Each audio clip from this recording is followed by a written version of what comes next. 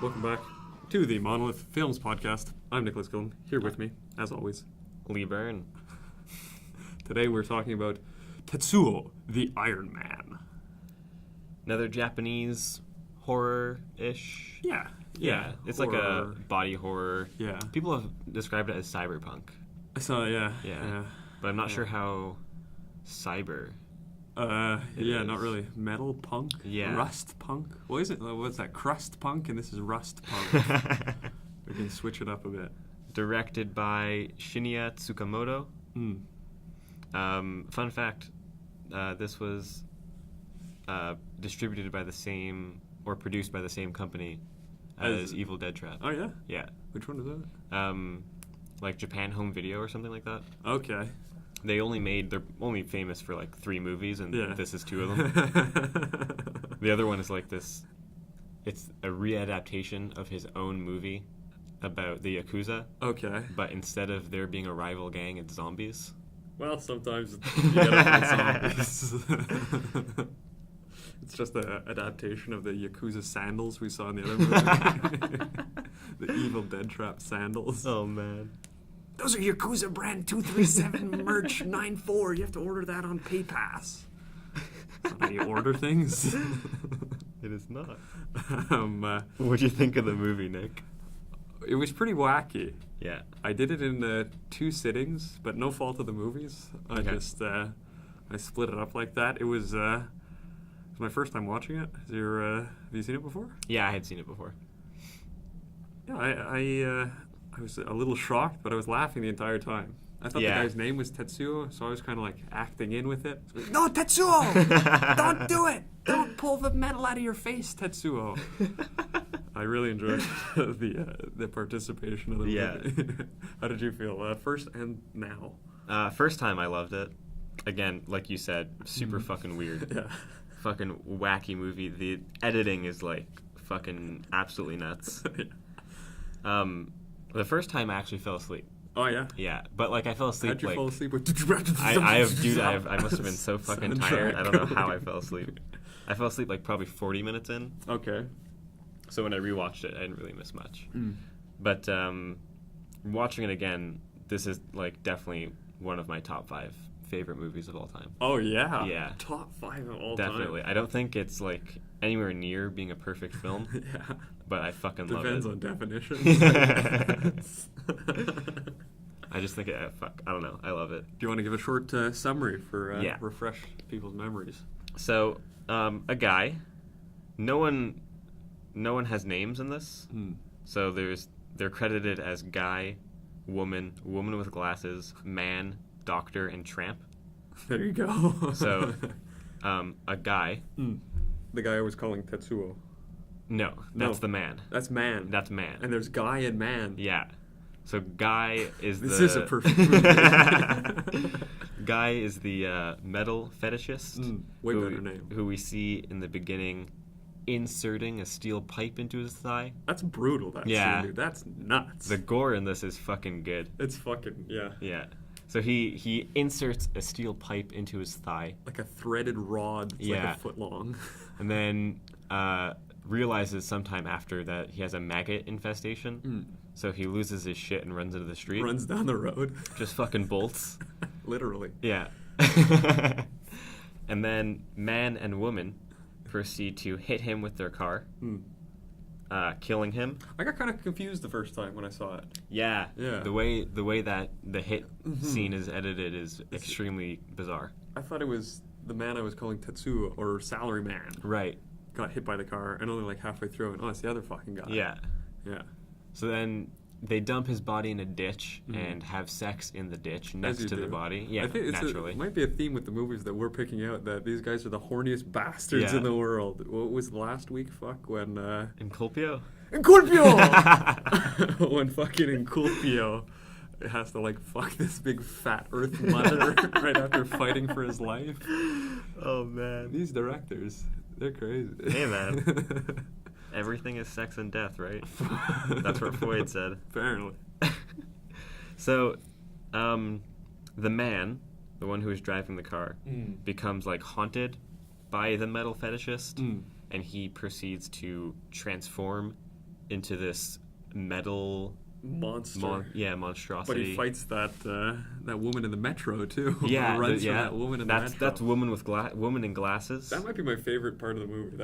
Or Drill Dick maybe. But Drill Dick is good. That part's good. So during his transformation, his dick turns into just a giant drill. Yeah. He kills woman with it. His girlfriend he murders with it? Yeah. Yeah. She's woman. Oh, she's woman? She's woman, yeah. And then the metal fetishist proceeds to come out of her dead corpse. Yeah, explode out of her body. Yeah, and continues to haunt him. I got a bit confused physically. with that part, too. Yeah. Yeah. Then they end up meshing into one singular metallic monstrosity and decide to work together to take over the world because, quote, our love can put an end to this fucking world. Let's go. Let's do it. And the other guy's melting face. Yeah, sure.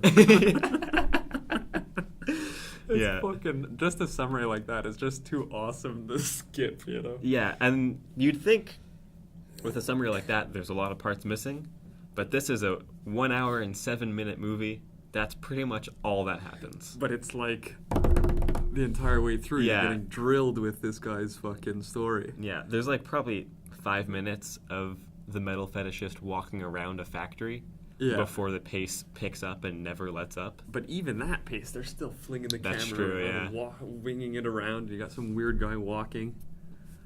I liked it kind of right when he put the rod in. Yeah, I me think too. That's when I started liking it. Yeah. One of my notes says the blood that comes out.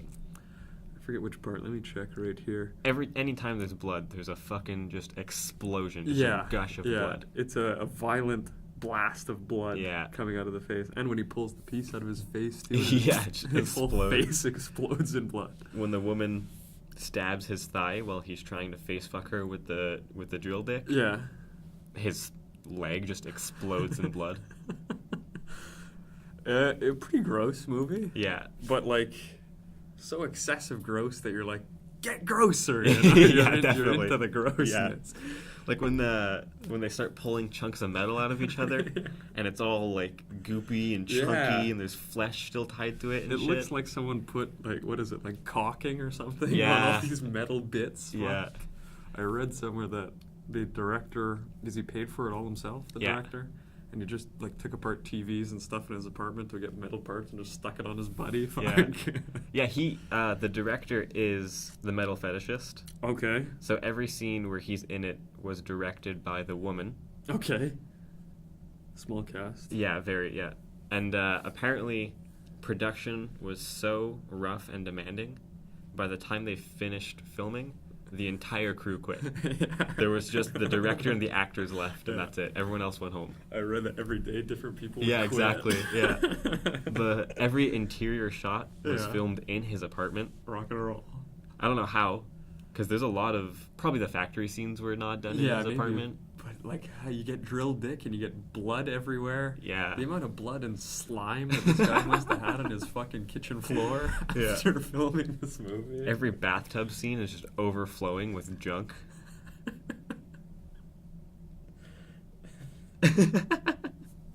This movie's nuts. Dude. It is. This movie's crazy. It's a fucking wild ride. It's for the technical people.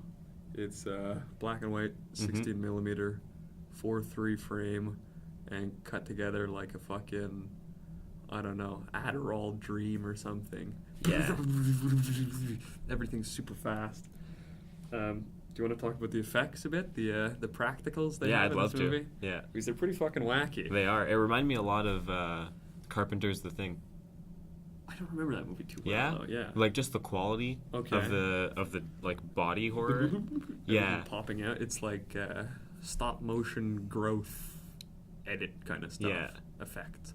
And like in The Thing, I think Carpenter used like chewing gum for all the guts and hair and flesh and stuff. And it turned out really well. I think it actually looks better in this because the black and white. I like the black and white. And the black and white helps the effects a lot. It saves a lot of them too, I think. A lot of them might have been like, what's one of the, I wrote down worst effect I've ever seen at one part. when they go, like, I'll show you a different world, and they go into, like, electric whatever. Yeah. And there's, like, just circles coming in, but it's, like, just tinfoil in a donut hole. Yeah. It's just looped, like, 5 times. Yeah.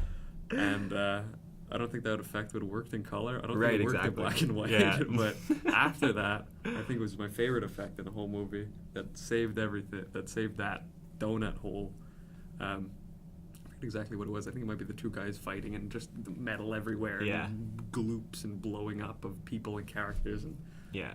I liked it. There's a scene when they mesh together, when they turn into one entity, where they're in, like, this weird womb, and they're connected by a metallic umbilical cord. Yeah.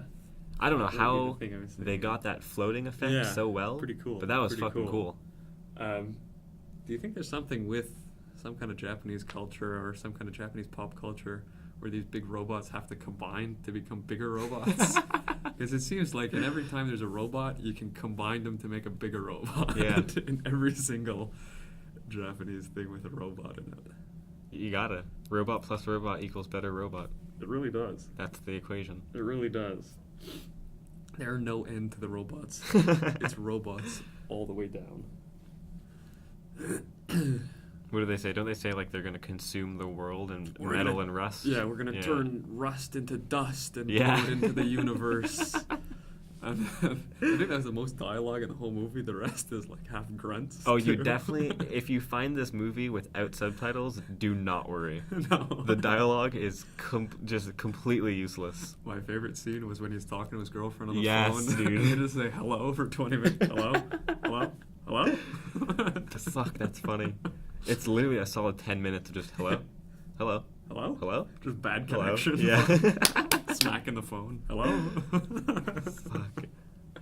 It's like, how are you? I'm okay. How are you? Oh, I'm a little weird since that hit and run. Yeah. Okay, and then they hang up. I'm made of metal.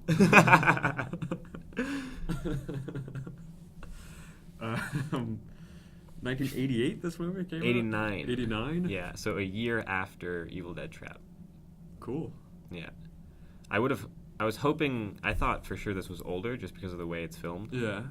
I was kind of hoping for a bit of diversity in our Japanese horror, Yes. at least temporally. 1 year's long enough. Yeah, I guess it'll have to do. It feels kind of timeless, though, the movie. Yeah, definitely. With the fucking weird style. Yeah. And there being like 4 characters in it. Yeah. Like, you imagine that could be Japan 1960 or fucking 2050 or something, you know? Yeah. Maybe not 2050, but... Well, maybe. Like the way they're dressed. Yeah. The whole costume design is Yeah. very just, like, not temporal at all. Yeah. It's just the dude's wearing a suit. The metal fetishist is wearing, like, workers' clothes. Yeah, just classic look stuff or archetypical look stuff. Yeah.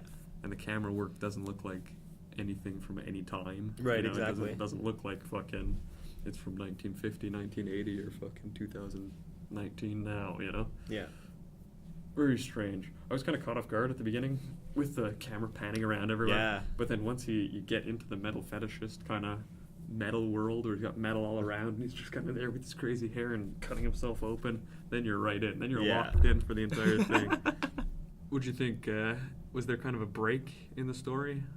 I found like the first half not better than the second half, but more digestible or more kind of accessible, the first part. Yeah. The kind of introduction to everything, than when they kind of tried to tie things together. Yeah, I get that too.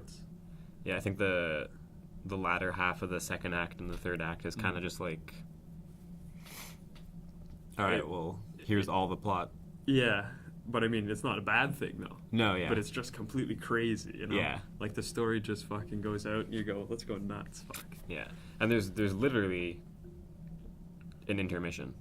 Is there? Did you notice? I Like, didn't not notice. like doesn't say Oh, okay, intermission yeah. there, but the only time it ever fades, it's the only fade to black. Okay. It's the only like stop in the action after he kills his girlfriend with his drill penis. Yeah. He gets in the bath, Okay. and then the metal fetishist starts freaking out, and there's a scene with the doctor. It's like through the lens of the television. Oh, yeah. The doctor's like, you have metal in your brain, you should be dead. How is this possible, or whatever. Yeah. And then it fades to black for like a while. Mm. And then after that is when it what you're talking about happens. Yeah. I think I might prefer the first half to the second half, but preference only maybe story-wise, right? Interest-wise, because the second part, if you want to watch like something wacky and wild, then you'd go for the second half for sure. Right. Yeah. We were talking about the effects before. I just wanted to mention that I noted that the blood is like super watery. Okay. Like it just flows off of everything right away. Explodes everywhere. Yeah. But because it's in black and white, they probably use such a dark color for the blood that it kind of stains everything. Okay. So they get away with it. Yeah. Like usually when blood is watery in movies and it's like red, it comes off as like pink. Just pisses off. Yeah, and it's like, okay, that was dumb. Yeah. But with the black and white really works with the effects. Yeah. I like all that black and white. 16 millimeter. Did you mind that it was a square format in 16? No, not at all. Didn't find it matter. Yeah. It adds to the effect too. The kind of half resolution. Yeah. Kind of blurs a bit of whatever hard edges would be seen on any effect or anything. I think it adds to the whole like rust and decay motif as well. Yeah. I think before filming this, the director had only used Super 8. Yeah.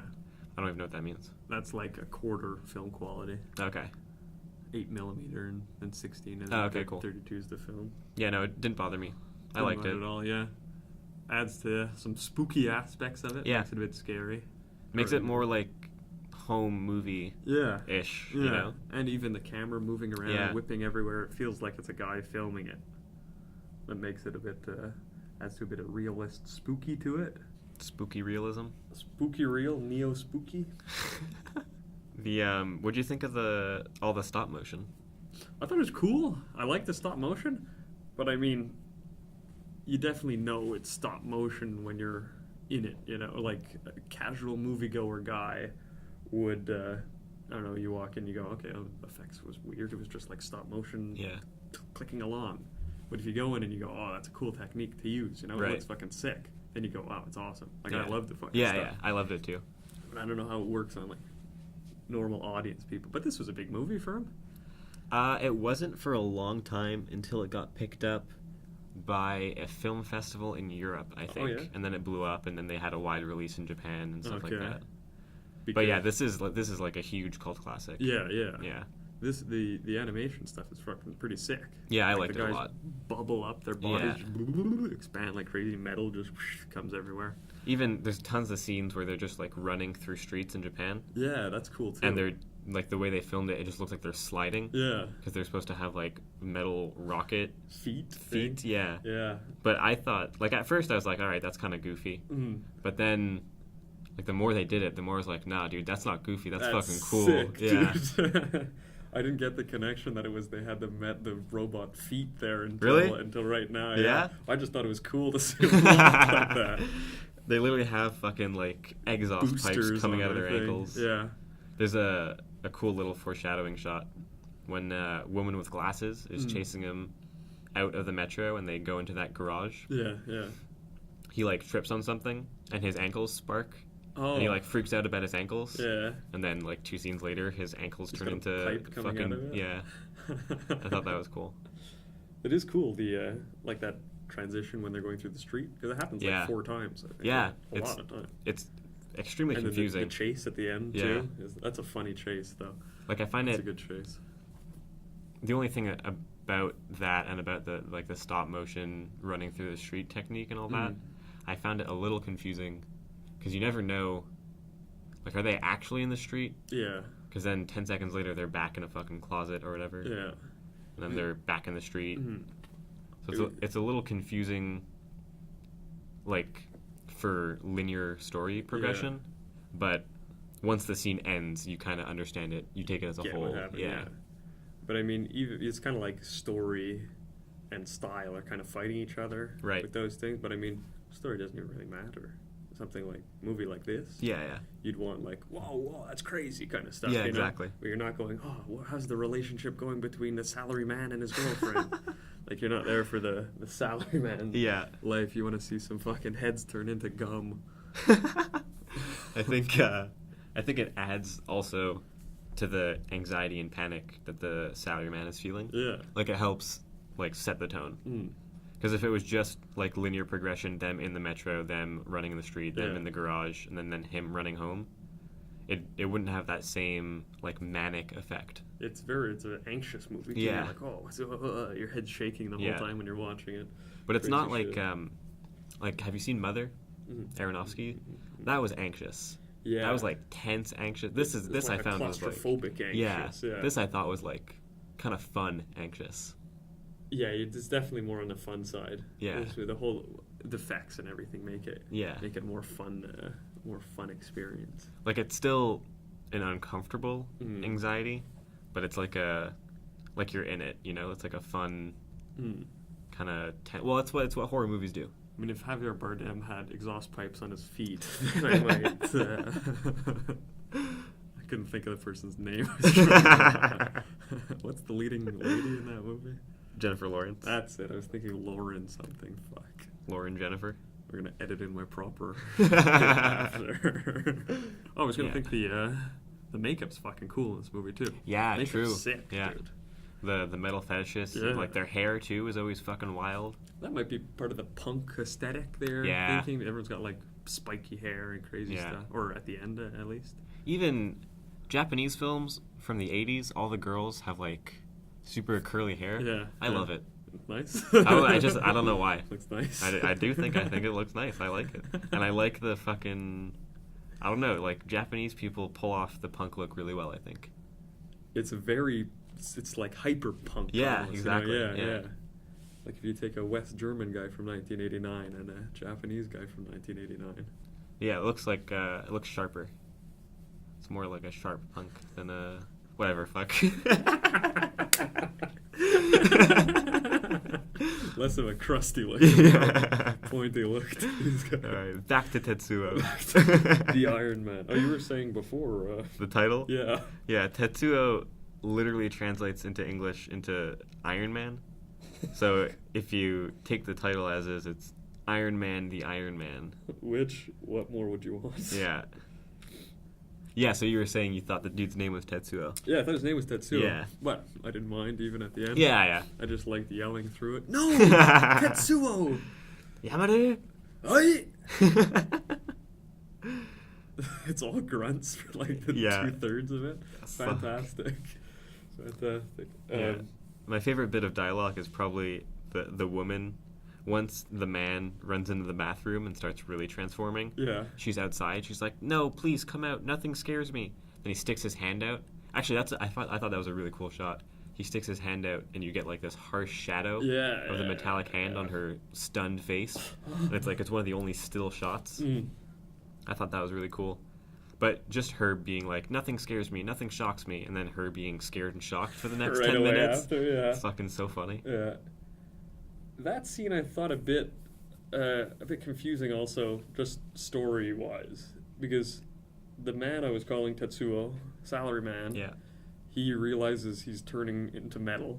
Yeah. Then he has a nightmare of his girlfriend raping him with a metal, like, snake penis. Yeah. Then he wakes up with a metal drill penis and then kills her. Right.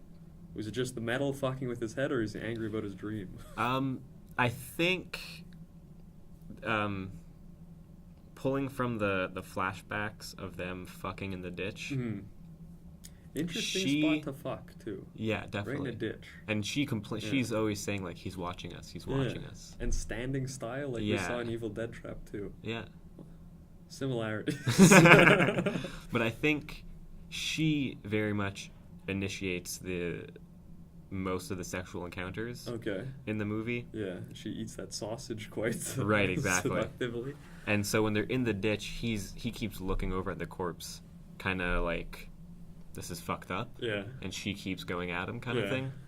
Horn dog. It's like curly hair.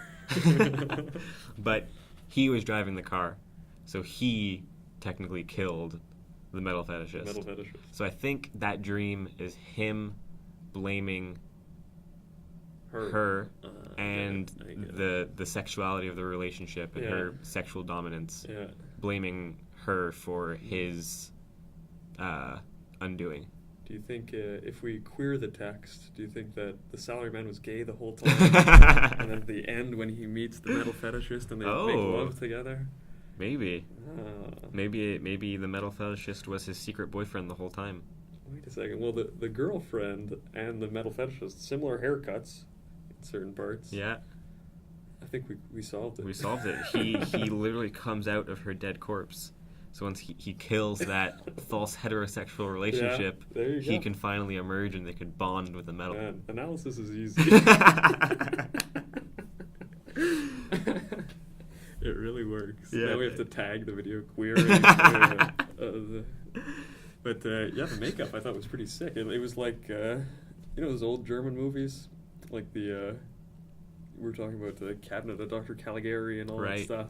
It's all like that sharp, like theater makeup almost, it feels like. Right now we're looking at a kabuki theater actor, and it looks quite similar to a lot of the stuff we were seeing. Yeah, a lot of sharp eye makeup. Yeah. A lot of pointy eyebrows. Tense facial expressions. Yeah. The acting in this is quite fun, too.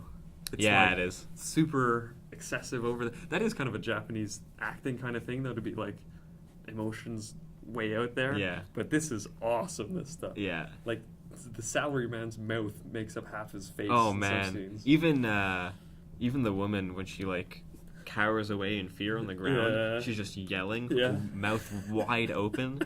It's awesome. Yeah, it is. It really is awesome. One of my favorite parts in the movie, the kind of non sequitur parts in it, was like that guy who shows up and he has a metal rod and he beats him up with a metal rod. that's the tramp. That's Tramp with a metal rod. That's Tramp. Oh yeah. I don't know what that like part is about. Yeah, maybe him just in the street and he gets beat up or something, but I have no idea. Yeah, I don't get it. It's like a dirty-looking, bum-looking guy. Yeah. And he's holding a pipe where his dick is, and he's kind of rubbing it, and then he beats up Tetsuo, but point of view, or he beats up the salaryman point of view. Yeah. Or I guess he turns into Tetsuo, though. He goes from salaryman to Tetsuo. Right, yeah. He turns into the Iron Man. So, like, yeah, he is Tetsuo, but that's just not his name, because Tetsuo is also a common name in Japan. I don't know how common, but maybe it's just common because of this movie. Sounds cool. I think so. Enough name. Big baby boom after this movie. In ditches. Every baby born in a ditch. We have to hit some guy with our car first, honey. It reminded me of Crash. It's a group of guys, they get off on watching car crashes. I don't know. I hope that's Cronenberg. Because this is very reminiscent of Videodrome as well, the whole techno body horror thing. I was thinking the whole time about Eraserhead. Have you watched it yet? I haven't watched Eraserhead yet. I won't say anything then, but keep Eraserhead in mind. It's just more like look to it. Like in Eraserhead, there's a character who seems though he's on a different planet almost, controlling things, and the way that's kind of shot. And the way that this is shot, where the metal fetishist is kind of in his own metal area, he's kind of got metal all around him, and he's controlling things and doing stuff in this metal world there. It's very similar to the Eraserhead interplanetary guy. Okay. Same kind of looking nasty effects too. A lot of slimy, gloopy skin melting kind of stuff. And, from what I have seen of Eraserhead, and like the black and white and everything too. Yeah. No body horror in Eraserhead or anything like that. Right. But more like just the straight look of it, and the kind of like dusty, smoky backgrounds, hard shadows, and all that kind of spooky stuff. Yeah, Crash is Cronenberg. It is. What the fuck am I thinking of? I'm thinking of like a movie where like 96. Well, there's another Crash by Paul Haggis or something like that. And it's like a normal bogus movie. That's 2004. Yeah, that's the one I'm thinking of. Yeah. It's got like 10 people on the cover, and like Crash is written in glass. Almost. Yeah, exactly. There you go. Not bad. I haven't seen Crash. That's a guy's watching car crashes? Yeah, it's a group of strange people who just get off on car crashes. Huh. And they just wait by the highway? Yeah, at first, and then I think they start to cause to cause the crashes. Yeah. I guess the monster's kind of like Fly-esque. The Fly-esque. Yeah, I've seen a lot of the kind of that's the same thing with like that. Melting skin and monstrous things coming out of your body or coming. Well, that's Cronenberg too, right? Yeah. Yeah. Well, I think, any body horror can relate to all of Cronenberg's movies at this point. The king of body horror. Good old Toronto boy, I think. definitely Canadian. Hmm. Have you seen his son's movie Antiviral? No. We should cover that. I liked Yeah. it. Well, that was on the list, wasn't it? Yeah, I put that on the list. Well, stay tuned for summer. We might be checking it out. What do you think of the music in Tetsuo? I thought it was fit. Yeah. It fit with everything. It's like industrial sounding music. Yeah. Smashing noises. A lot of clangs and screeches. And it goes with the editing, I thought. The way that is the cuts are fucking fast in this one. Yeah. Like for 2 seconds, something like that. And borderline montage the whole movie. Pretty well. And the music feels this kind of stuff too. Yeah. How'd you feel? I loved it. Yeah? Yeah. I think every bit of this movie works so well together. It does fit very well. Especially for such a low budget. Yeah, exactly. Everyone leaving halfway and everything. Yeah. Tsukamoto definitely like had a vision and knew exactly what he wanted for this. I think he got it. Yeah, I think so too. It looks like fucking nothing else you've seen, really. This kind of weird cutting and characters and melting and everything. Yeah. Yeah. So apart from that little like blaming the sexual dynamic of the relationship thing, I really can't place all of like the phallic imagery and all the sexually implicit tones in the movie. I don't know where that's coming from. The whole movie pretty well is like that too. Yeah. Like it's peppered in everywhere, and like the robot at the end looks like a big dick. Yeah, or something. exactly. And I'm not sure. I mean, it's like were they spreading the metal as some kind of dick spreading seed thing? But maybe everything I could think of was so thin, you know. Yeah, that's it. Thin thing. The most I could think of was just, like to me, the movie is a critique of the industrial boom of the 80s in Japan. Yeah. So maybe just implying that the general public like fetishizes the industry and just like they're too obsessed with it and it can't be sustainable because of rust. There's too much technology for the own good of it. There's more metal than man or something. Yeah. I mean, it's probably definitely that and everything, you know? Right, yeah. Like, I'm sure the director had a lot of different ideas. One I was telling you before was an analysis when I was trying to see what the sex was all about in it, or what any kind of, if there was any symbology or anything in it. People are saying that it related to World War II or post-Japan World War II, when there was the kind of boom of people and industry and infrastructure, and it's like a monster, like the Godzilla movie, right? Is the classic example of this kind of nuclear monster, nuclear testing monster coming from the sea and invading the homeland kind of thing. But I don't think it's that at all. I don't think there's any kind of like maybe a critique of cultural degeneration from the technology or from the metal, but never like Godzilla is supposed to be like a culture-ending event.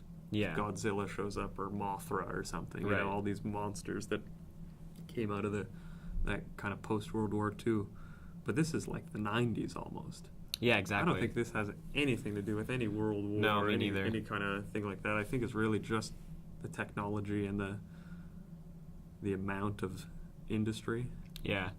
Like Godzilla is very much a stand-in or a personification of the atomic bomb. Yeah, exactly. But we get none of that, I think, in this. Not even a hint or a push, an allusion of nothing. It's really like that's just people, I think, pushing the critique farther than it actually goes. I think also maybe a lot of those people are kind of blending this with Akira, which is a Japanese anime where a character is named Tetsuo. Is he Iron Man too? It's a pretty clear reference to this movie, which I think is why they're making that connection. Because Akira is definitely just about the nuclear war and nuclear downfall and stuff like that. But Akira was made after this, so connecting the nuclear theme to this via that makes no sense. Yeah, I don't think that analysis stands at all. Like doing it the other way, saying that Akira is a critique of industry because of the Tetsuo reference makes a lot more sense than the other way around. Yeah. But you think it's just the kind of metal technology? Yeah, in the 80s in Japan, there was a big economic boom, which is, I think, the salaryman is like a clear archetype in Japanese culture. Everyday guy working all exactly. day. Yeah. So I think he very much represents that economic boom. And normal Joe. The reason the economy boomed so much, it was the first time that the boom wasn't due to export. Okay. It was very much because Japan was building internal industry, and steel and construction were the ones that rose the highest. So I think that makes a lot of sense here. And like unemployment was at like a all-time low of like 4 or something for the time. That was one of the 4 guys that we I saw guess, with the pipe. The metal, the tramp. Yeah. Yeah. So I think the film is very much about like the decay of society. Makes way more sense. At the hands of infrastructure, metal, industry, technology. Yeah. And the salaryman represents the economy, and the metal fetishist represents the culture. Yeah. Fetishizing that industry and haunting it and causing it to rust and decay. As a critique, though, effective? I thought so, yeah. Yeah? Yeah. I think it was more entertaining, though, I found, than kind of a... Okay, yeah, I know what you direct mean. critique, you know? Like, it's not a political critique or something, where it's said explicitly. It's more of a... It sets the tone of the movie, and then the movie takes place. Yeah. I don't know, I think there's enough in the movie for the critique to land. Like the whole, what we were talking about before with the hello scene. Yeah, yeah. Like, to me, that hit me as a clear failure of technology, because the kind of stereotype is that technology makes it easier for everyone to communicate. Yeah, that's true. But in reality, it just makes people worse at communicating. Hello? Hello? Mushy mushy? Mushy? So I think there's enough like bits and pieces there to, and he gets attacked first at the train. Yeah. And in the late 80s, the Japanese National Railway was privatized. Yeah. And the train is a very clear symbol, even in Western civilization, as the expansion of industry and stuff like that. So I think there's enough symbolism. It's there? Yeah, yeah, like I a think Japanese viewer would get it for sure. I think so. Yeah. Yeah, that's it. I didn't, like, after reading up on Japan in the 80s, it landed a lot heavier. Mm-hmm. But I think it's definitely there. Or like in 1990 or something, a guy would go, oh, fuck this movie. Yeah, I get it. Yeah, exactly. Yeah. Still, even if you don't get the critique, awesome just to watch the movie. Oh, definitely. Just to see the effects and the wackiness, the I was going to say excess of editing, but it's not really excess. It's just speed and extreme imagery in it. Because every shot, I'd say, is like a clustered shot. There's tons of stuff in it and no formal lines or anything. Like, you're not getting a deep focus, long background shot, foreground, midground, everything. You just have metal everywhere. Yeah. And people kind of blood blasting out. Tetsuo's yelling and his girlfriend has a drill dick in her or something. Yeah. Just for that alone, and the speed of the movie, the montage, fucking cool. My next note down says, the cat turns into metal. That's funny. Oh, man. The first time I watched the movie, I didn't notice the cat at all. And then I remember reading somewhere online a synopsis, and they included the bit, they were like, and then his cats turned to metal. And I was like, what fucking cats? Where are these cats coming from? It's like a cat with a fork taped to it, and it's fucking fantastic. Like, for sure, that's the director's cat in the corner. Like, stick a paper on Mr. Mittens' foot. Let's see what happens. Not a single scene before that has the cat in it. No. And then out of nowhere, when the whole house is kind of turning in the middle, they just cut to the cat. The cat's freaking out. It's full of metal. But it just looks like an annoyed cat, Yeah. Like if you put a hat on a cat or something, just looking pissed off. Yeah. Fucking funny, man. It is funny. A cat with tinfoil wrapped around his legs or something. But I did take note, there's some parts of doo-wop music in there, too. It's not just the... oh, yeah. There's one, like, doo-wop-y part, too. When the hit-and-run scene. Is that the... Yeah, and every time they go back, it's, like, doo-wop-y kind of stuff. That's cool, too. Yeah, you had mentioned that, but we didn't go into it. Yeah, I thought that fit really nice. The hit-and-run scene is, like... the only time the movie really slows down. Yeah. Like there's, like you never actually see the dude get hit by the car. The camera pans in to the front bumper of the car and kind of slowly hovers around the bumper. But if I'm not mistaken, I think it's like it starts off too with the shot not zoomed, but sped up tons, and then stop motion almost coming into you. Yeah, very strange. That's like techniques like that, where like if a guy's getting hit by a car and you do it in stop motion and then speed it up or something, or like you go slow and you speed it up. Yeah, that's like 20s, 30s technique stuff. And you go, that kind of sucks, when you look at it in the 30s or something. But in this movie, it all works. Yeah. It really all works together just because of the editing, the style, the look of it. Everything fits. Yeah, it just feels, it doesn't feel like cheap cinema tricks. It just makes it feel more like industrial, more clunky. Weird, Yeah. It's like you're watching an alien made a movie or something and they go, oh, these are weird techniques, to use. Never thought of using that. The movie itself is slowed down by the metal and rust. Strange. Yeah, very strange. Something like that. And then that's the title sequence, right? Yeah. When it slows down for the car hit, and then it... And we see it a few times after throughout. But interesting, just that one part has the music on it, or that one kind of dreamy. Yeah. Ooh, floating over this front of the car, over the grill. Yeah, it's kind of like a inversion. Because usually, like, that would be the inciting incident. Yeah. That would be, like, the main action. Usually that would be the most tense part. Yeah. But they do the complete opposite. The rest of the movie is all wacky and tense, and that one part is, like, kind of slow and dreamy. Yeah.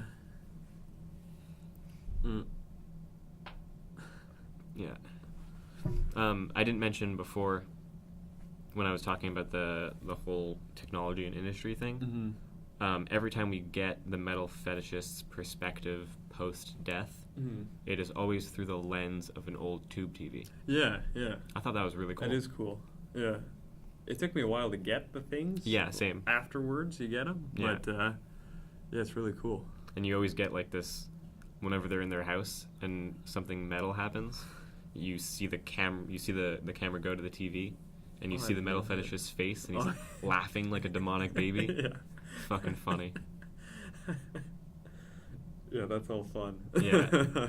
I think that's probably the closest tie to Videodrome. Yeah. Because that's like the only like media that also, effect. Sorry to cut you off there, but that's the same thing as Eraserhead too. Oh yeah? That same bit. That bit part there. Very cool. Were you going to say more about Videodrome? No, just that like it's because Videodrome is very much... This is very much like industry and technology body horror. Videodrome I thought was very much more abstract, more just media in general, and like very tied to like Baudrillard's Simulations and Simulacra, or Simulacra and Simulations, whatever. And what is it? Marshall McLuhan? Media, the medium is the message. I don't like any of that stuff though. Really? McLuhan, no. No? Really, I don't know. I'm not going to pretend like I understand it. You like hot and cold media! Tons of hate, tons of McLuhan lovers. But I think Videodrome's critique is more abstract. It's more about like mediated images and simulation and stuff like that. And I think this is very much more about just like very real, raw industry. But the whole TV motif kind of ties them in. Yeah. And the guy's body is actually made of TV parts and the bits. Yeah. Extra textual stuff, Reminded me actually when in Evil Dead Trap, when they enter the military base, there's that room full of TVs. Just filled to the roof with TVs. Oh, just remind me of that. Not to talk about Evil Dead Trap again, but I found out after we recorded, they found that room like that. Oh yeah. When they visited the military base, there was just a room full of TVs. Really? Yeah, and they were like, "All right, that works." Hey, perfect. We brought our own. That's weird. Yeah. Fuck. They also found the fetus brother living there too. Fuck, we were gonna use a school kid. This guy's perfect. Let's hire this asshole. Oh, there's a bit of a fetus in Tetsuo too. Is there? Well, there's like this weird entity that just like emerges from the metal body. With like this weird, like before they merge, you see his face, and then above his shoulder, There's like this weird fleshy there? nub Yeah. that sticks out, kind of in a similar way. It's the meta metal monster. Yeah. Coming out from Tetsuo. Yeah. Yeah. Normally, I say when we watch Japanese movies, I go, "Fuck, the titles are so sick. The titles are so cool, and like the writing's always cool." Yeah. This one I didn't really like the writing on it. It was English though, wasn't it? Well, they did Tetsuo both. Over the screen. Did they? Yeah, they did the Tetsuo, the Iron Man pan. Yeah. Was it just Tetsuo? I just saw Tetsuo. I think the it's one just I saw. Tetsuo. Yeah. And they do that. They pan that in Romanji. Mm. That's Japanese words written in Roman characters. Okay. Romanji. Yeah. That's cool. So they do that. They do that pan with like the whole staticky font kind of thing. Yeah. But then it cuts to a black screen with Tetsuo proper written name? in Japanese. Yeah. I don't know. I was kind of underwhelmed. Normally, Yeah. Japanese titles are ba ba da da da da ba Yeah. kind of thing, you know. It reminded me of I think Tokyo Decadence does the same title pan, Okay. Yeah. but not. Because what it is, just Tetsuo's face, and then the title comes across the screen, kind of thing. Yeah, well, I think it might be him. Like I think it might be the salaryman. He starts like dancing and like having a seizure standing up. Yeah, to the yeah, it is music. that. Yeah. You didn't like that? I like Actually, now that it's him having the seizure, I did Yeah. like that. I like the dance, not the title. Right, okay. That is a good way to open it. Him just convulsing in Yeah. a hallway, freaking out. But I do like the solid title card. Yeah. Like, I think one of the best title cards we've seen, probably my favorite so far, was Cannibal Holocaust. Yeah. I think that title card Cannibal's is cool. nice. And Fellini sucks, that one. yeah, that's a fucking shitty title card. No offense, Fellini. Listen here, Fellini. You fix up your title cards. But you can do so much with, like, text on image, you know? Yeah. I don't know. There's a few cop-outs, eh? Fellini, hey, Buddy, copping out. Speaking of title cards, what did you think of the end title card to this one? Oh, where it says game over? It says game over instead of the end. That's pretty cool. I thought it was cool. I'm not sure how... It's kind of just cute. Yeah, it I seems think. like just a nod to Yeah. like, it is technology, Right. something kind of thing, yeah. Yeah. Cool enough, though. Fun Like, enough. if you really want to dig deep, it can be like we're all players in this game of life kind of bullshit, but I think it is just like a cute little technology Little thing. yeah. Nothing wrong with it. No, not Being at a all. cute little thing, Yeah. And then the end credits last like 3 seconds because there's 5 people who worked on this movie. Who so were also funny. cameraman, lighting. And Yeah, everything. exactly. Yeah. Oh, what more do you need? Fuck. Yeah, it fucking worked out. Movie's awesome. Yeah. Fun enough. Should have been recording. Fuck. Should have been recording. Please repeat. Please repeat. I wrote down a few lines that I like, and probably my favorite is right before he kills the woman with his drill penis. He yells, "You want a taste of my sewage pipe?" And then he proceeds to drill her, and then you get that curtain splat for like Good 5 blood minutes. spray. Yeah, Good spray of blood. I love that. The only other line I have written down is when the doctor is talking about the metal in his body, and he's like, "Oh, just think about it as jewelry." It's an accessory, asshole. Yeah. Just like a normalization of metal and industry coming into our lives or whatever. Or being a part of us. Yeah. Oh, yeah. What do you think? Review time? Yeah, let's read some reviews. Review. Starting off with the bad, as per usual. As per usual. 1/2 star from Luke. After the first few seconds... My name's Luke, I didn't like it. After the first few seconds are done giving you travel sickness, the camera shakes its way over to some heaps of electrical wiring and scrap metal, some of which a man decides to insert into his leg, seemingly just to make me uncomfortable. Okay. What else do you want? It's a body horror movie. What Yeah, an I don't asshole. know. What an asshole. It was the sort of film that could really use some text at the start, like, set in Austria, 1959. But it's not set in Australia and it's not 1959. Yeah, I don't know if that's a reference to another movie I don't know. or something. I didn't get that. I was eager for the movie to prove me wrong. I wanted to like it, but it never really improved. Drill penis didn't change his mind. I don't think I will ever know who these people are, or why they are part robot. Maybe they like it. I get that it was Maybe a they small like it. budget and a small crew. Credit for that, but I would be lying if I said this was better than any of the other Tetsuo films. Oh, we haven't seen the Tetsuo Yeah, stuff. even the second one wasn't this strange or pointless. Just a compilation of low-quality gore, and I did not appreciate it. I like the low quality gore. I thought the Does low he mean quality... low image quality or low effect quality? Because I thought the effect quality was good. Right, he better not mean Yeah. low effect quality, because then he's just wrong. This guy seems like he'd be mad. Like, I went to a Bollywood movie and they sang. It was funny. I went to a horror movie and it made me uncomfortable. Seriously, eh? Fuck And you, Luke from Australia, 1959. this bit, I don't know why they are part robot. Maybe they like it. That's The just dude's funny, dude. fucking yelling the Yeah. whole time. What's the Japanese yell? Yamaru! Yamaru! Fucking yelling stop the whole time. Maybe he likes it. Maybe they like it. What an asshole. Yeah.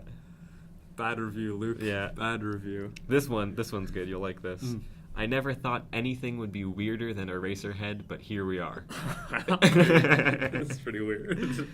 See, I'm okay with that, but gave it 1 star. What's wrong with being weirder than Eraserhead? I checked their profile to see if Yeah. they reviewed Eraserhead. No review? They did not. Well, idiots. But they gave Videodrome Yeah. 4.5. That's pretty fucking weird, too. That is pretty weird. Those three seem very close. Yeah, exactly. Yeah. So I don't know what this guy's deal is with fucking Tetsuo. Yeah. I don't like the name. Luke turned my review. I heard Luke's review and I didn't like Francesca says, Ooh. maybe I just don't understand art, but I also don't understand how so many people could rate this 5 stars. This was the longest hour of my life. I don't know how I got through it, and I am pretty easygoing with movies. I can count on one hand how many films I've hated, and this is now one of them. Needless to say, I have a headache and I am scared. Nope, sorry, I am scarred for life. This person sounds 12 years old. Francesca? Yeah. Maybe I just don't understand art. That does sound like some fucking high school thing to say. Jeez Louise. What was the rest of her review that she said after? Fuck. Zoned out after that. Longest hour of her life. Well, that's the reason. Fuck, she didn't watch the last 7 minutes. It all ties together. She didn't watch the first hour. Fuck. It all comes together when the dick-shaped robot decides to take over the world. Come on, man. Francesca, wait till the end of the credits. You'll get it then. You'll get it then.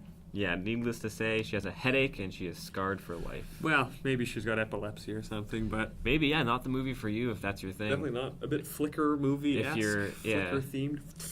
If you're Flashing into through. epilepsy, probably don't watch it. Yeah. If you love epilepsy, go ahead. Hey, man. Who's stopping you? There you go. All right, they rated Shrek 5 stars. Well, I guess they don't understand art. I guess so, Francesca, yeah. it's been confirmed. You don't get it, Francesca. You don't get it. Doesn't get art. Sorry, French. Sorry, French. Sorry, French. We're close, me and her. I saw this when I was at college, following much fanfare from fellow cinephiles. Needless to say, I thought it was bollocks. What can you do? Yeah, I mean, fuck. At least fucking review the movie next time. He doesn't like it, he doesn't like it. Bollocks, though. Yeah, okay. The directing and editing are pretty impressive. So is the director of photography's work and, well, pretty much of every technical aspect. But that doesn't change the fact that I might be traumatized for life. 0.5 star. So basically, it's a fucking great movie, Yeah. but I'm uncomfortable, Yeah. so 0.5 star. It also seems like someone saying that who doesn't know what those jobs are, what Yeah. those people do in the jobs. Yeah. But what was one of the things I read when they said that everyone quit? That Right. sometimes that they'd get actors to just hold lights and stuff, and Yeah. people just should. But I don't know. It's not an extreme aesthetic statement. It's interesting. Yeah. Interesting compositions of clutter and metal. I also really doubt there was a director of photography. Yeah, I don't think there would. No. Pretty No. sure Shinya Tsukamoto did everything. Pretty sure, yeah. Editing, maybe, but I'm sure he had something to do with the editing, so... Yeah, definitely. I think, like I said, I'm pretty sure Oh, he you did edited everything. too, you think? I think so, yeah. Well, she likes him. She loves him. Because in the credits, I mean, I think the only thing he didn't do was the music. Oh, yeah? Yeah. The music was by Chu Ishikawa. He also has a swing band on the side. Yeah. Gotta pump this new single we got. Ooh. A bit too avant-garde for my tastes. And if truth be told, also a bit gross. Well, you fucking you bought the ticket, you know what you're in for. Yeah. Yeah, second half of the review I don't think is very good on that one. No. A bit too avant-garde. Would you say this is avant-garde? I wouldn't say it's avant-garde. No. I'd say it's like retro-garde or something. No, yeah. It's a little like experimental. Yeah, but like reverse experiment. Right, like yeah. Using the stop motion and all these old techniques. Yeah. It seems backwards than forwards. It would seem that this person also does not understand art. No, gave Shrek 2 4 stars though on the way. Some mid-level reviews, maybe you think, or check out some middies. Or the low ones the funniest. I mean, most of them are just this was gross. This was gross. I'm uncomfortable. Yeah, that's most of the low tier ones. This was gross. So strange to review a horror movie, like a gore body horror movie, gross. That's the point of it, fuck. Yeah, this person just like live reviewed his reaction to everything. Okay. So it's just stuff like, yep, that's a dick. Oh, broccoli? Oh, no. That's like the whole review. Yeah. So broccoli. I'm not going to read, I don't know where the broccoli comes from. Yeah. I'm not going to read any more of that one. That's Luke again. I have no idea what this is.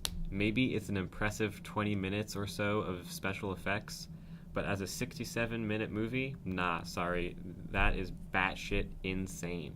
I thought the time was perfect. I thought the length was perfect. It really fits nicely with the thing. I didn't think it dragged on whatsoever. No. The second it started, I was like, okay, this is going to be a short movie. Well, it's fucking high blood pressure, high speed the whole way through. Yeah, like the second it starts, you're kind of like, okay, there's no way this is going to be a long movie. And then it isn't a long movie. I think it would be long maybe if it was a background thing. Like if you were looking at your phone or something, you went on Instagram and you go, maybe. Fuck, another stupid stop motion guy going down the street with jet feet, fuck. Yeah. But I mean, if you're in the movie watching it, it's a high-paced, fast-paced, fucking high-speed movie. Mm-hmm. Definitely. The whole film is like Lynch and Cronenberg heading to Japan and got munted on sake and threw this up on the screen. That doesn't sound bad to me. No, that sounds pretty cool. That's a fair, Yeah. The camera is never still, and it came across as demented student art film. If I'd seen this as an impressionable 15-year-old when it came out, my mind would have been blown. Seeing it now as a jaded, massively cynical 41-year-old, well, let's just say I'm more demanding for my Saturday night entertainment. This sounds like a guy who fucking wanted to be a writer and then fucking... Yeah. Well, you're not even going to get the time of day on this fucking podcast, buddy. I'm not even going to say your name. Not even going to get the half credit. Yeah, that's pretty much all the low tiers. Yeah, everything else, like I said, is just... the Cronenberg Lynch review, we can count that as positive, I'd say. Yeah, that's what I mean. A lot of these people are like hitting all of our positives and then still giving it half a star as if being Cronenberg and Lynch is a bad thing. Yeah. Or being gross. Right. Yeah. I mean, I guess it is subjective. From my perspective, Cronenberg and Lynch are some of my favorite directors. I think they're fucking masters. Yeah. But I guess if you're grossed out by movies, then I don't know. But I mean, you're not going to complain about what it is, kind of thing. Right, you know? yeah. Like, fuck, why's that TV got to be square? Like, that's the fucking essential nature of the thing. Yeah. Like the body horror, you're not going to get a clean-looking thing. It's part of the definition of the sub. Yeah, like, oh, nah, man. This was a fucking 80s Japanese body horror movie? No way, half star. Like, yeah, dude, that's what it was. Why'd you watch it? Only watched the first 60 minutes, though. I missed the last 7 when it ties together. When that World War II critique really comes through. Yeah, the ending credits pop in, and there's just this title on the screen that says, "This was about the nuclear war." Yeah. This is a continuum of the Godzilla analysis. Tetsuo is the new fucking, what are the monsters called? Kaijus? Something like that. Who's your favorite out of all those monsters? Definitely Mothra. Mothra for sure, dude. I was gonna say Mothra. I love moths. Mothra's the best. Moths are cool in general. Yeah. They're like better versions of butterflies. Mm-hmm. And then now he's giant. What's not to love? What's not to like? And then he's fighting shoots. Dinosaurs and shit. Give me a fucking second to breathe. He fucking shoots lasers out of his eyes so, and yeah. shit? Fantastic. It's amazing. Yeah. I like it when it's guys in suits on miniature sets too fighting. I saw a picture before of the set of Godzilla. Yeah. And it was like it was a post about practical effects there. Yeah. And then the only comment on it was, because there was a picture of the dude in his Godzilla suit and then the director and some other dude telling him what to do kind of thing. Is the director Toshiro Honda? I'm not I sure. think so. Something like that. Honda, and then the only comment is, wow, those guys are big. Because they're just standing next to Godzilla. Fucking made me laugh. Ishiro Honda. Ishiro Honda. Ishiro Honda. Hey, that proves that school works. I remembered half his name. There you go. Hit some top ones now. See what the people love. Yeah, let's see what the people love. Incredible body horror surrealism. Knew it was going to be weird from the get-go, but wow, this was wild. Pretty sure the last 15 or so minutes is what David Lynch helmed superhero movie would be like. It's one of those movies that's best just experienced for themselves because, again, this is wild. It's just a trip, pretty well. Yeah. Just a trip. Not sure about David Lynch making a superhero movie, if it would look like this. Probably not two Japanese guys turning into metal and combining, but I don't know. No. Beat for beat, man. This is David Lynch's superhero movie for sure. Shot-for-shot remake. Brutal. Ooh. Bloody. Ooh. Brilliant. The 3 Bs from this guy. He gives it the 3 Bs. Wow. I loved much of this film. I hardly know where to begin. Shinya Tsukamoto creates a cold, metallic, industrial setting through the use of mechanical imagery and sound effects. The black and white of the film enhance the cold metal imagery that flashes across the scene. Tsukamoto goes all out in the film, from some horrifically gory special effects to the incredible shots he incorporates. The plot, admittedly, is simple and bare bones, but the lack of atmosphere only enhances the empty metallic vibes that permeate the film. On the surface, the 67-minute runtime doesn't seem like much, but the climax of the film, you've already seen enough batshit crazy surreal nightmares to be satisfied. I think so. Yeah, that pretty much that's it. Pretty much summarizes what. I covered it. Yeah. If you want to listen to the podcast, skip in 40 minutes. Good job, Mr. Monster666 is this guy's username. That's the 3 Bs? Yeah, that's the 3 Bs. Wow. Give that review a like. What else did he say in there? Oh, what was he saying? Cold industrial feel? Yeah. Kind of goes with your critique you were thinking too. It all works out. Yeah. This review may contain spoilers. Skip it. Yeah, it's fucking long too, so skipping that shit. I finished watching this at 1 a.m., sitting as close to my TV as possible using headphones, and I had one of the best mindfucks of my life. This is a masterpiece, and I consider it to be, for cinema, what Salvador Dali is to art. Dreamlike? Check. Provocative? Check. Inventive? Check. Has imagery that I've never seen before? Check. Really fucked up? Check. They're all fair assessments. Yeah. I mean, it's a bit exaggerated. I think this guy's definitely jerking the movie off a little here, but... Yeah. I mean, I don't think this guy, the director, had a mustache. Or a pet fucking, what is it, armadillo? Lobster, was it? No, he had an anteater. Did he? What are anteaters? Oh, yeah, it's Aardvark. Yeah, it was an aardvark. Something like that, yeah. Armadillo's the fucking shield guys, right? By contrast, those who play punk music, locomotive parties are more literal-minded. All right. Don't understand that. Don't understand that either, but you give it 5 stars, so... Well, good review. There you go. It's just so infectious, pun intended. It gets in your bones and your body feels like it.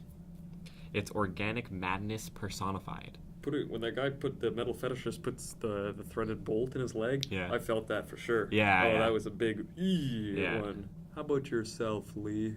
What do you give this movie? Ooh. How do you review it? Out of 10? Out of 10. But scales, while you were reading the reviews, I was trying to think about what I would rate it. Yeah. Because I'm trying to, scales here seem a bit, I don't know, what scale to use, what scale to rank it on. That's it. Like, if we're talking body horror, I think this is fucking top tier. Yeah. If we're talking all film across the board, obviously this is going to take a hit. Talking just horror in general, I still think this is top tier. It's not that scary. It's more just uncomfortable. Yeah. But I think it's but still... kind of stuff. Yeah. Yeah. Until the end when it's the fucking robot Power Rangers part. Then you're just fucking laughing. Yeah. Just a giant dick on wheels with fucking 20 exhaust pipes. So, are we going to use kind of a body horror, and film overall combined kind of scale? Yeah, I think so. I think I try to use the same scale for all the movies we talk about, just to keep consistent. Yeah. But I mean, remember when I gave Evil Dead Trap? No, I don't remember. I gave that like a 9. Did you? Yeah. So this would definitely be like a 9.5 for me. 9.5 for you. I'm extremely biased because this is one of my favorite movies. Yeah. But I really fucking love it. If I'm being realistic, I'd probably an 8. Okay. But still pretty high. Because I was thinking 7.5. Yeah. Okay. But I didn't want to, I don't know, lowball it or anything because I enjoyed watching it. Yeah. But I mean, if you give it a 9.5, I give it a 7.5. It evens out. Right. It goes out. Yeah. Evens out to 8.5 is a good 8.5 for Tetsuo the Iron Man.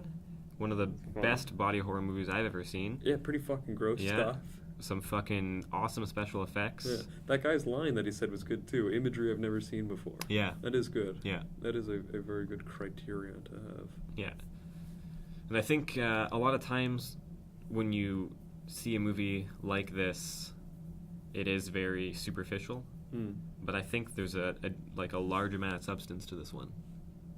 Just interest, even in top surface level stuff. It's pretty fucking cool. Yeah, definitely. Yeah. Yep. There you go. 8.5. Good job, Tetsuo the Iron Man. Fun stuff. Good job, Shinya Tsukamoto. We're going to catch up with the 2 sequels. Tetsuo. The... something else? Something Hammer? Body Hammer and Body Bullet Hammer Man? and Bullet Man, that's it. Sorry for talking over you. Bullet Man! Tetsuo! Yamada! And Scorpio! And Scorpio! Guys in the back yelling. Our finale for the podcast is just going to be us yelling lines from all the movies we've seen for 2 hours straight. That wouldn't be bad. We got to start writing them down. Next week, we're talking about Yorgos Lanthimos. Rock and roll. Might do like a whole... Well, I'm looking forward to your opinion because you're a fan of him. You're a big fan I love of him. Lanthimos, yeah. I like his movies a lot. Yeah, I've only seen the 2. Right. And I liked Lobster. I didn't really like Killing. Okay. So. Oh, I'm excited for you to watch it again. Yeah. Because I think you'll appreciate it more on a second viewing. I think I might too. Bad circumstance when I watched it the first time too. There you go. So, next week, Lanthimos. If you can't watch all of them, probably watch Killing of a Sacred Deer. I think we'll be focusing on that. This has been the Monolith Film Podcast. Thanks for watching. You can email us at monolithfilmclub@gmail.com.